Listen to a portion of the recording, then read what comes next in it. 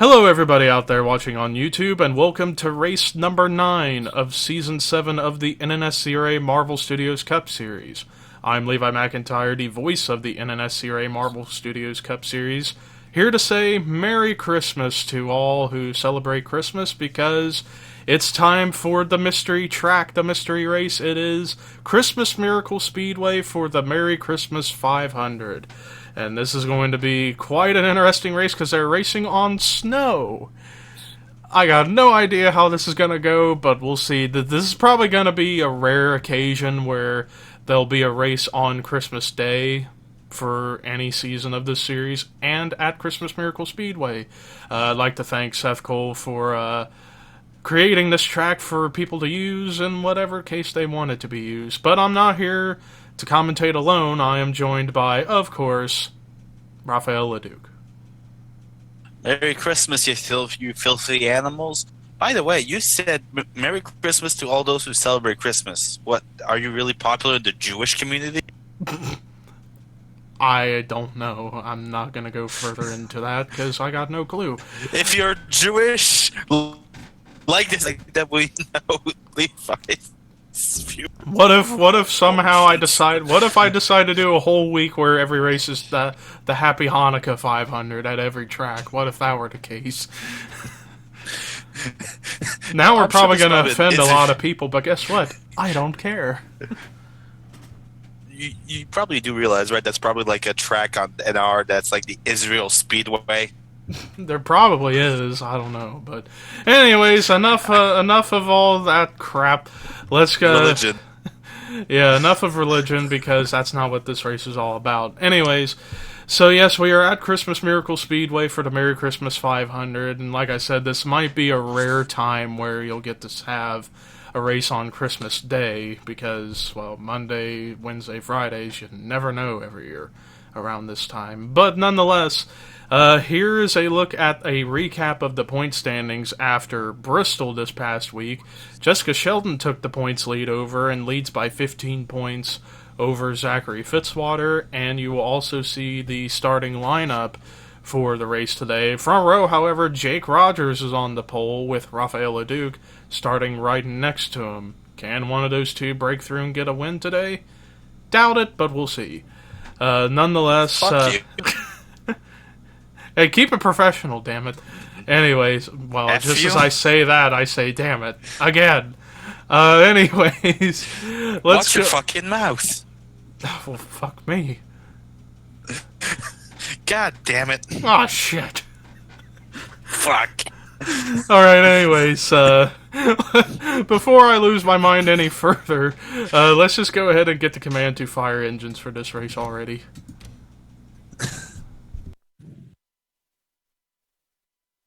Drivers, start your engines!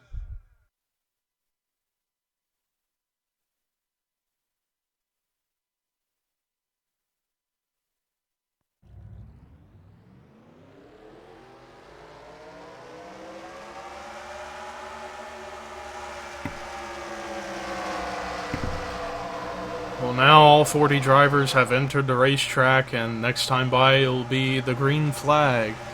Now, like I said, yeah, they are racing on a snowy surface, but from the tests that I've done to prepare for this race, it looks like they are going to go very, very, very fast, but there's going to be a lot of passing going on, as you can see.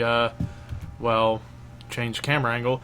Look at that, you got falling snow, so it's going to really be a challenge for these drivers to drive with little visibility. So this might be the most dangerous and hazardous race ever in the history of this series, but we'll find out. Let's hope they have some people have a Swiffers in their car to wash their windshields like Carl Edwards. And also, not to mention, there's a literal Christmas tree on the front stretch infield. So yeah, whoever crashes into that's going to have a bad day. Well, let's hope it's not kamikaze. So anyways, pace car is going to be pulling into pit road, and wow, that was a swift entry. And there's the Blame Shelly Insurance restart zone. Boogity, boogity, boogity, let's go Christmas racing.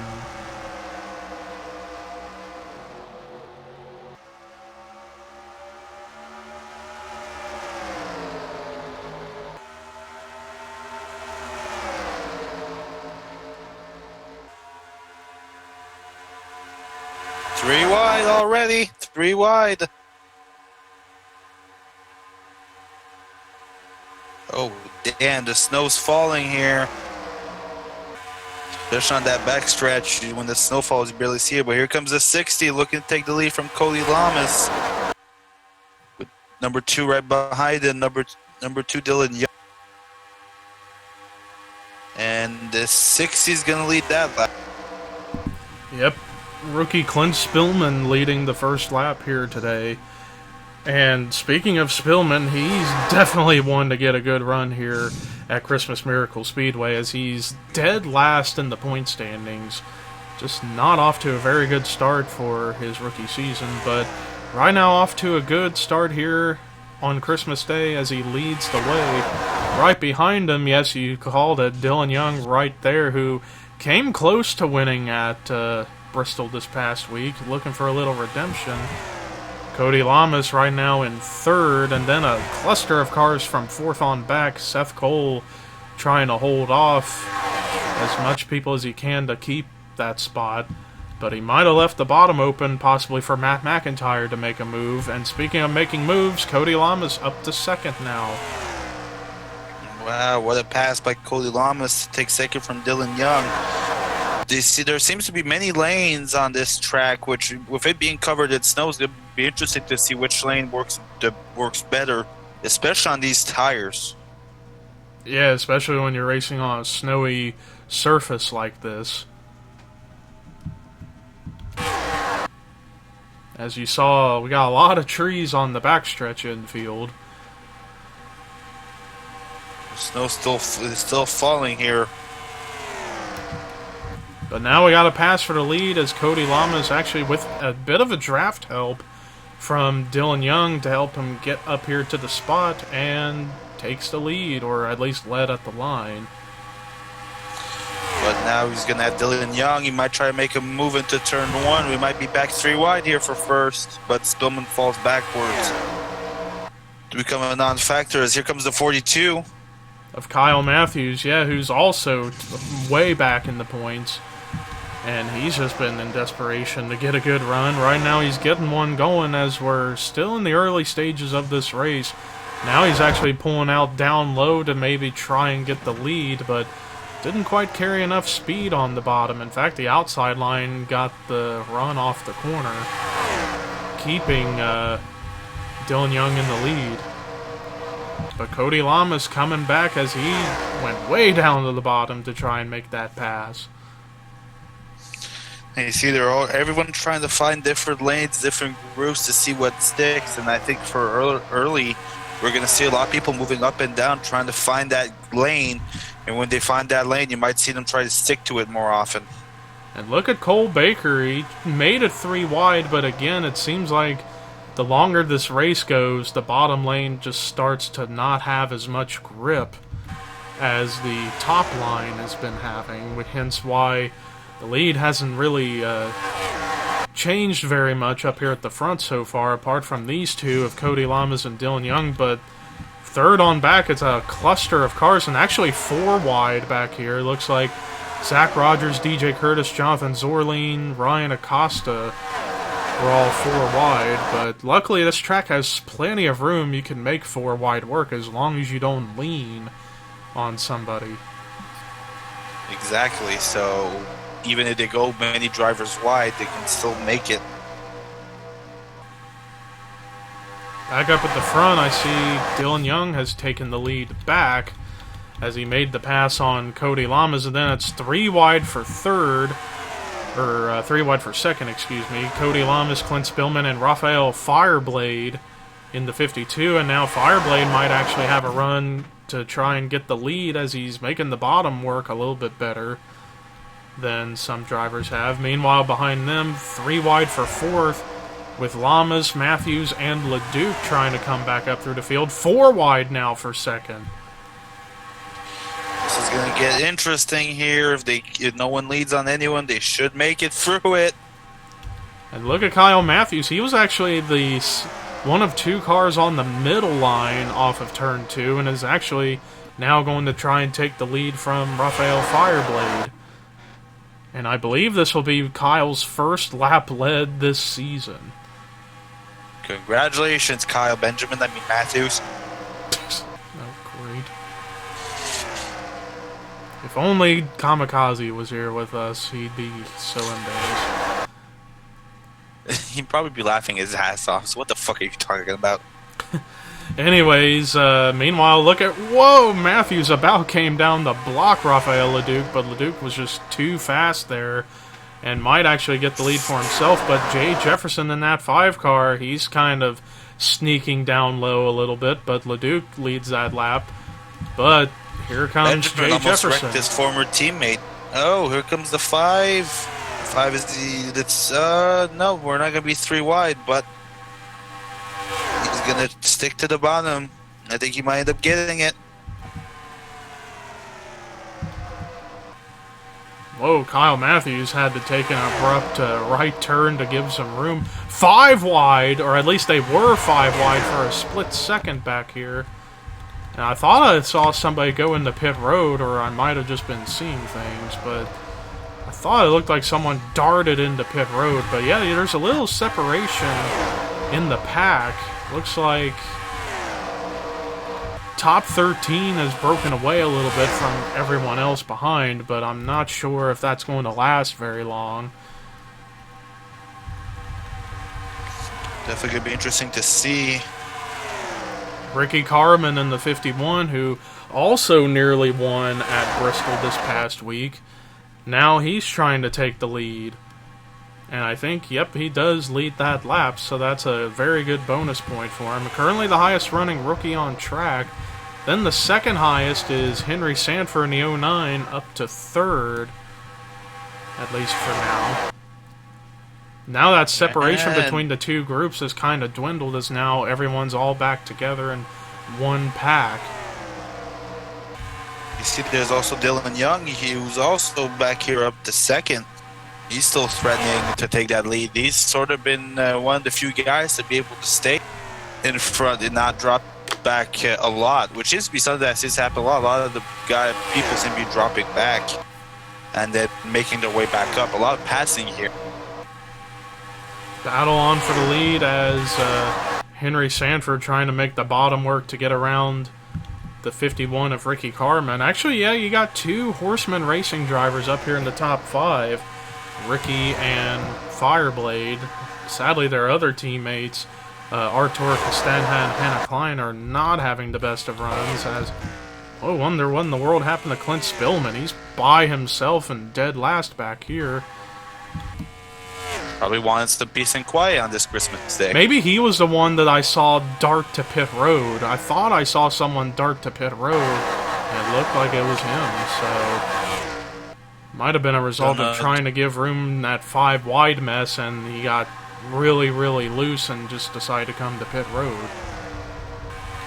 Maybe be getting maybe that situation. Maybe he got a toucher with some contact, which forced him down into pit road. Perhaps. Meanwhile, back up at the front, Ricky Carmen still holding on to the lead, but Rafael Fireblade trying to say, hey, you've led quite a bit tonight, now I want to lead a little bit. Let's hope this situation between teammates doesn't get too crazy here. Meanwhile, we got some new contenders up here in the top 10 now, as I see Johnny Gardner in the 24 trying to make something work on the middle line. Julia Katrine in the 26 up here as well. DJ Curtis in the 33, who was for a little bit about 2 seconds behind the lead. Now he's caught back up and is now in the hunt to go for the race lead. But remember, there's still a pit stop that needs to be had. But luckily, it's only a one-stop race as we are well past the halfway point, so it won't matter about if this race stays clean and green the rest of the way and having to worry about gas. It's just a one-stop race. It's just a matter of when they're coming in is all that we're worried about. And it's also going to be interesting to see if there's anyone that decides to roll the dice and say, hey, I can make it to the end. I mean, we've seen people this season sometimes play a gamble against that, and it worked out for some. So we'll see if anyone tries it this time. Cody Lama's trying to put himself back into the hunt for the race lead as he's up to second. Dylan Young trying to do the same thing as he's trying to get up to third. More contenders starting to get up here into the picture. I see Dylan Jacobs in the 78 working the bottom. Same with Michael Norman in the 3.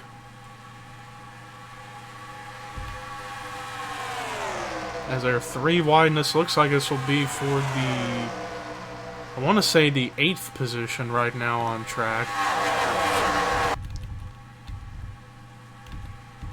Meanwhile, no one's made a pass yet on Rafael Fireblade to take the race lead over.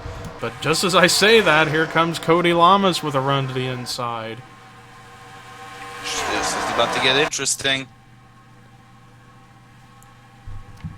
Dylan Young trying to give perhaps a little draft help for Rafael Fireblade, but now it seems like the longer this race goes on these tires, they're still going fairly strong at running at full speed.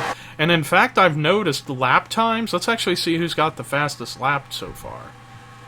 Alyssa Drayson at a 30.076. That is insanely fast. And the lap times have only dwindled by about 2 to 4 tenths at most. So you can obviously tell tire wear is not so much an issue. It's going to be more about gas when it gets down to crunch time, as it is now 10 laps to go, so it's just a matter of time before we see drivers come to pit road to top off their fuel tanks. Jay Jefferson now into the lead, but here comes Ricky Carmen again to try and take the lead back. Julie Katrine in the 26, who, if I recall, I believe, despite having, I remember at Bristol, she got some damage in an incident on the right side and still managed to get a top 10 out of it. So she's been having a solid good luck streak going in the past couple of races, and she's looking to continue that. However, she's about to lose quite a few spots as she's now stuck on the outside, which is not where you want to be. As meanwhile, Jay Jefferson trying to take the lead back. It's almost like a cat and mouse game going on up here at the front between Jefferson and Karaman. Oh, but there's a crash! I see some cars wrecking. Johnny Gardner. Oh, we got a car upside down. That's Cole Baker. James Qualls, Jonathan Zorline was in it too. And that was just as soon as drivers were coming to pit road as well. Ooh, the timing on this. What in the world are you doing, Qualls? And he just basically just finished a job on his car right there. I guess maybe he was upset by the crash and he didn't feel like the car was able to be fixed, so he decided he'd finish it himself. That, or possibly because of the wreck, his steering wasn't working quite as well, but that's a tough break for the 70. And yeah, car upside down. I can't remember the last time we had someone go upside down in a crash. But yeah, Cole Baker's bad luck season just continues. Same for Johnny Gardner, and Kyle Matthews had just gotten on the pit road. As I'm watching him, see, he's sitting on pit road. I don't know if he got involved or what, but he's been on pit road for quite a while. And now here comes everyone else into pit road. Although a couple of drivers staying out. Looks like Jay Jefferson going to stay out for another lap. I don't know if he'll stay out for the rest of the race or if he'll come in next time by, but Jay Jefferson for now is still your race leader, so let's go ahead and take a look at the replay of what brought the caution out for the first time today here at Christmas Miracle Speedway. Well, you people are in for quite the unique crash. First of all, here's what happened. Watch the 41 Oreo Ritz car of Jonathan Zorline. You see his car suddenly go to the bottom. It looked like he was maybe going to go to pit road, but didn't see Johnny Gardner there, collects them, and watch Cole Baker here. I have never seen this before. Someone literally driving on top of the wall. I don't know if he thought like he should just keep going until his car comes back down or what, but and then right there it finally gets off the wall and then it goes upside down, but Qualls, unfortunately, was just an innocent bystander in that whole ordeal. Let's go back and take a look at this one more time. Now, yeah, there you see the 41 of Zorleen tries to get to pit road, but doesn't see Gardner there. Up into Baker and Qualls actually hit the outside wall a ton. I actually forgot about that. He hit that wall practically head on, but was still able to drive it until he hit the end of the pit road wall, which, 2 races in a row we've had someone do that, drive head on into the pit wall. Last week it was Chris Dollarton, this week it's James Qualls. But there you see Baker's car finally comes to rest on its roof. But Qualls... Chris Dalton probably hit that wall. Chris Dalton hit that wall last week because he was probably upset that Garrett Cole got signed by the Yankees. Oh, great. And there you see the engine smoke erupting out of the 70 of Qualls. And then if we fast forward a little bit more, yeah, it looked like as he was trying to get into pit road, maybe his steering was stuck a little bit and just couldn't get going more to the left, and then right there. Well, Zorleen was also taking that lane, so I don't know where if Qualls' steering was going to work, where he was going to go. Zorleen was in that lane, and if he was moving, he was going to push Zorleen and probably into the inside pit wall. Yeah, perhaps. But regardless, that's 4 drivers that sustained damage. 1 with engine damage as a result, and then 1 who went upside down, and then 2 I'm not so sure about. But we're going to go ahead and take you to the restart and find out who's going to win on Christmas Day here at Christmas Miracle. Well, this track certainly has an interesting way of trying to get back to green flag racing, as we missed the restart because we got confused as to what in the world was going on, as I saw Jay Jefferson go into pit road and the pace car came along with him. I wasn't sure what was going on, but nonetheless, DJ Curtis actually now into pit road. And I got no idea who's even leading now, as I'm trying to find who the leader is, and it is... Seems... Rob Evans in the 88. Bob Evans in the lead. Great, now you're tempting me to paint him a Bob Evans car for next season, I swear. Good. Fucking do it, lazy bastard. Anyways, now Benjamin Miles got the race lead, at least for the time being, but... Look at this, Jesse Turner in the 17, who won back at, I want to say it was Toronto that he won. And trying to go for win number 2 as he's trying to get to the race lead. But they are approaching the slower car. Wait a minute, who was on... Oh, it was somebody coming out of pit road on the apron. No, it was DJ Curtis. I thought I saw Turner go to the apron. I was going to be like, what in the world? But Clint Spillman, who's... Let me check. Yeah, he's a lap down, so he's on the verge of going 2 laps down. As 3 laps to go here at Christmas Miracle. And I forgot to mention that, yes, there are 4 drivers out of the race, and they were all 4 of the drivers involved in that caution. Zorleen, Baker, Gardner, and Qualls, so they are definite bottom 5 drivers, along with Kyle Matthews currently. So they will not be getting points for this race as a result. Meanwhile, 3 wide for the lead between Fords. But for different teams, Matt McIntyre out of Curtis McIntyre Racing, Benjamin Miles out of Young Motorsports, and Jesse Turner out of Average Joe Enterprises. But Miles using the middle line to take the lead. And it's less than 2 to go. This should get interesting towards the end. Benjamin Miles, who is so far... been playing the consistent route despite falling a few spots and points after Bristol, trying to get back into the top 10, but Jesse Turner's already hungry for a second win to tie Zachary Fitzwater so far at winning the most races here this season, as the white flag is out here at Christmas Miracle. Jesse Turner trying to go for his 2nd career win.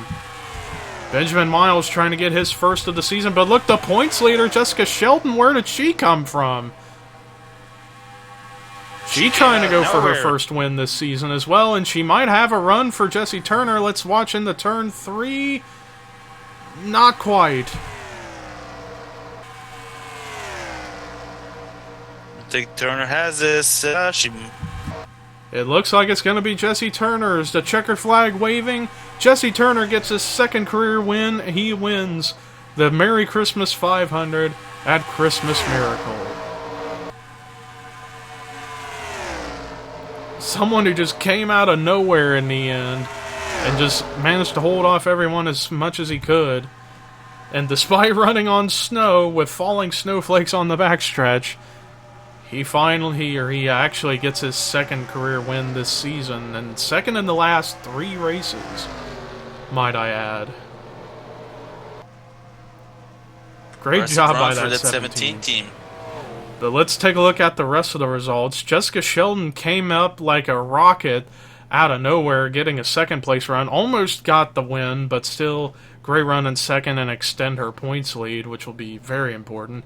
Dylan Jacobs, another driver who pretty much just came out of nowhere and got a third place run. Matt McIntyre with a solid run in fourth. And then the second highest finishing rookie was Hannah Klein in fifth, who was, I think if I recall, she'd been in the back of this race most of the time, but still top 5 regardless. Joey Parkhill. A lot of these people were. Yeah, a lot of these guys were back of the pack drivers, and somehow, despite some difficulties, managed to get some good runs, like Joey Parkhill in the 6th position. Benjamin Miles looks like this run will more than likely put him back into the top 10 in points. Zach Rogers, I want to say that's his first top 10. Yes, that is his first top 10 this season. Michael Norman with a strong run at 9th, and then Melissa Alexander in 10th. So good runs for both of the Zev Bellringer Enterprises drivers. And then there's your top 20, your top 30, and then the bottom 5 for this week were, as brought up before, Kyle Matthews, Jonathan Zorlane, Cole Baker, Johnny Gardner, and James Qualls. So tough breaks for all those drivers. As you're watching Jesse Turner's victory burnout to celebrate his second career win, thank you, Mr. LeDuc, for stopping by. It was my pleasure. Merry Christmas to everyone, and hopefully we'll get to do this again at some other time. Yeah, we'll see about next year if we're going to have a race on Christmas Day or not, because this track will be the only track we use for a Christmas Day race. But nonetheless, here are your final results, rookie points and regular points heading into our next race, which will be Texas, I believe. And this is Levi McIntyre signing off, and have a Merry Christmas.